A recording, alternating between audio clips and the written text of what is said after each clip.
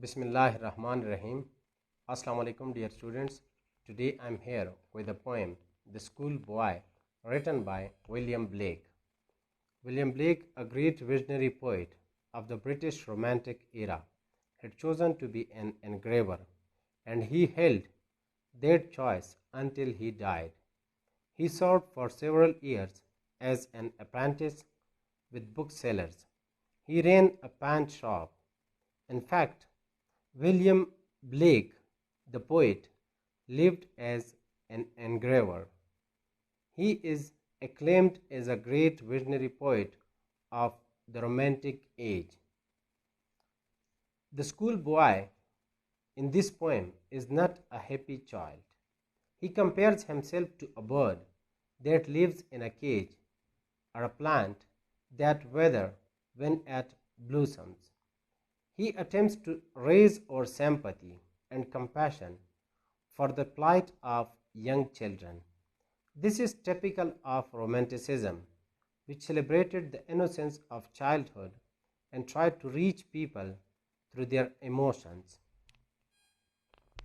The poem moves through three stages: what the speaker, the schoolboy, enjoys to do in the morning and summer, what he is forced or obliged to do, his appeal to parents that he should be allowed to enjoy his youth.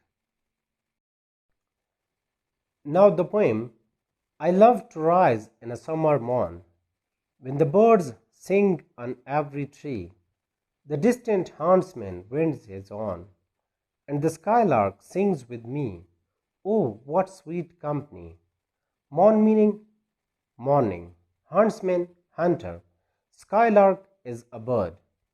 In the first stanza of this beautiful poem, William Blake introduces the reader to his main character and speaker. The poem is told from the perspective of a young school-age boy who feels trapped in the monotony of everyday attendance to his studies. He speaks with the conscience of an older man, projecting the emotions and beliefs common to the Romantic era, of which Blake was one. The young narrator speaks about the things he loves, like to rise in a summer morning and hear the birds singing on every tree. Further, in the distance, he can hear the horn of the huntsman and the song of the skylark, who seems to sing only for him. These are the types of company he desires. This is when he is happiest, a sentiment that many a romantic poet has expressed. He describes the delight of waking up to the birds singing, and what a marvelous way this is to start the day. Remember, summer in England is the most pleasant season of the year, like the months of March and April in Pakistan. Now it's paraphrase. I love to wake up early in the summer morning when the birds are singing on the branches of trees everywhere. The sound of the hunter's horn that is heard from far away places, and the sweet songs of the skylark provide me an immense pleasure and sweet company. But to go to school in a summer morn, oh, it drives all joy away under a cruel eye outworn. The little ones spend the day in sighing and dismay. Outworn means exhausted, tired. Dismay, distress, disappointment. The second stanza presents the exact opposite, things that drives all joy away, by describing how worried the schoolboy is to be at school, and how the thought of this stops his happiness immediately.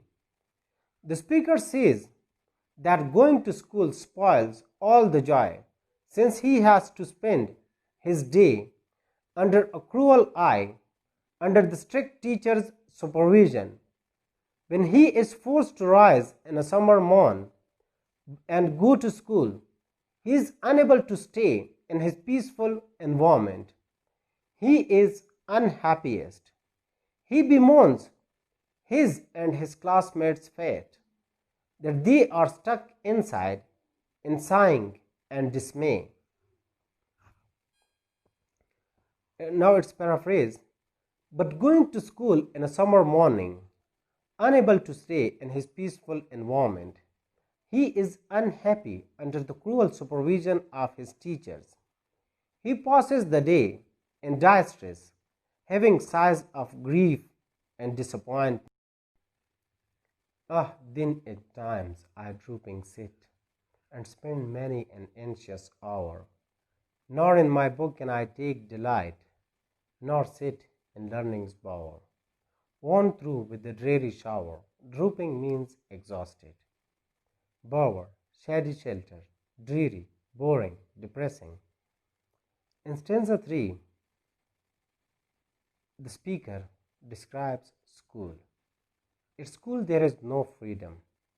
You will learn what you are told to learn, nothing more, nothing less. School cannot delight him. He laments that later he has to spend many an anxious hour.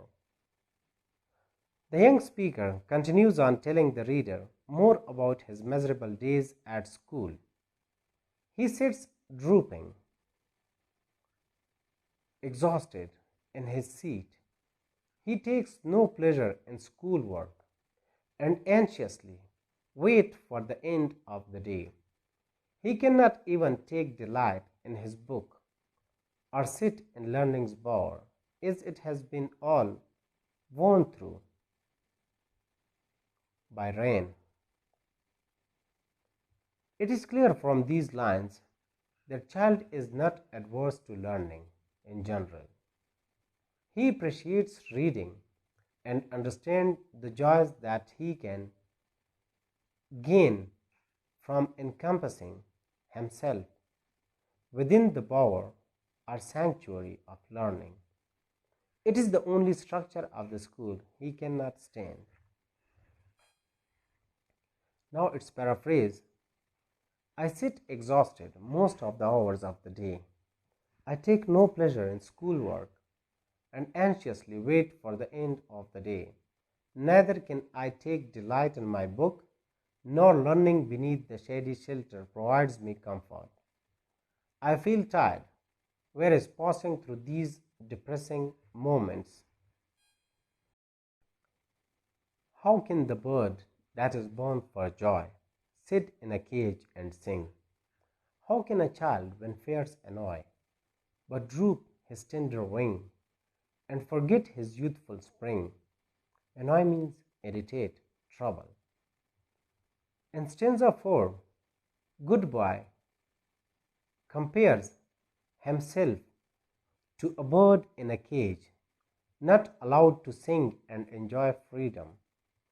A bird cannot sing in a cage, and also a child can't be happy in school. His potentials are restrained. The schoolboy questions his reader, demanding an answer to a rhetorical question. He pleads with whoever is listening and asks how a bird that is born for joy, referring to himself or other students that think like him, to sit in a cage and sing. He knows that he was made to learn, read, and write, but he cannot do so in school, a place he considers equal to a cage. He is pleading on behalf of other children too. He makes the case for all those trapped indoors. He professes to worry for their well-being and the fact that while they are inside, their tender wings drooping, they are forgetting the spring of their youth. These children, just like he, are missing out of the joys of being a child. Now it's paraphrase. It is inconceivable for a bird that is born for pleasure to be in a cage, sing jubilantly. A child constantly fears, is unable to move with raised head. His potential is restrained. In such a distressing situation, the child forgets about his youthful season of his life. O father and mother, if birds are nipped and blossoms blown away, and if the tender plants are stripped of their joy in the springing day, by sorrow and care's dismay, nip means cut, stripped, to remove the leaves, dismay, disappointment. In the fifth quintet, it's an appeal to parents, and the speaker asks a series of rhetorical questions, continued through end. It shows how people are dismayed at school and how students are stripped of their joy. He speaks about his own childhood joys as being birds that are being nipped and blossoms that are blowing away. His happiness is delicate like the tender plants, and he should not have to be subject to sorrow and care's dismay at his young age. He need not feel so unhappy when he is only a child, as he sees them as the ones that could possibly change his situation as parents. If only he can convince them to see things his way, he presents before them the reasons why they should force him to go to school. O my parents, beauty does not exist if birds are destroyed and flowers are scattered by the strong wind. The soft and small plants cannot be charming if they are deprived of their leaves during the spring season. Last stanza. How shall summer arise in joy, or the summer fruits appear? Or how shall we gather what griefs destroy, or bliss the mellowing year, when the blasts of winter appear, mellowing, maturing, ripening, blast, gust of wind. The final stanza describes how school can never be fun, but it is like a cold winter's day blasting through the warm summer. If all of the things stated in the fifth stanza happen, if he is indeed stripped of his joy and given sorrow in return, then how can his parents expect the appearance of fruit in summer? They should, he states, worry that due to their choices, he will never be the same. He will be unable to stand before the blasts of winter when they appear. In the last two stanzas, Blake makes a heartfelt request to parents, using an extended metaphor of the nature cycles of life. In the world of nature, a bird grows into a flowering tree that will bear fruit as it matures. William Blake references the seasons, describing how in autumn harvest of fruit sustains life through the harsh winter. In this way, he is illustrating how a happy childhood spent learning from the natural world will reap the benefits of a wise and fruitful old age. Sending children to school interferes with this natural cycle and results in a lifetime of unhappiness with no chance of cultivating wisdom. Its paraphrase. How can the summer season remain joyful when it comes to know that winter is near? With the approach of the winter season, fruit begin to disappear. The loss brought about by winter is irreparable. It is a useless desire to get happiness from the time which no longer exists. The poem is basically about allowing children to be children, to run and play outside, to experience the benefits of nature and of the seasons. This practice is equally as beneficial to them as academic learning, and in times such as those in the poem, arguably more so, for on this beautiful summer day the speaker can pay no attention to his lessons. He would rather be outside. As a romantic poet, he loved nature and thought that experiencing it was vital to children's growth and happiness. In this poem, his narrator, the schoolboy, criticizes the act of forcing a child to sit in a classroom when his soul would be better nurtured where the birds sing on every tree. He especially criticizes subjecting a child to rote school learning on a summer's day. The Schoolboy is a short poem that is separated into 6 stanzas of 5 lines each, called quintates.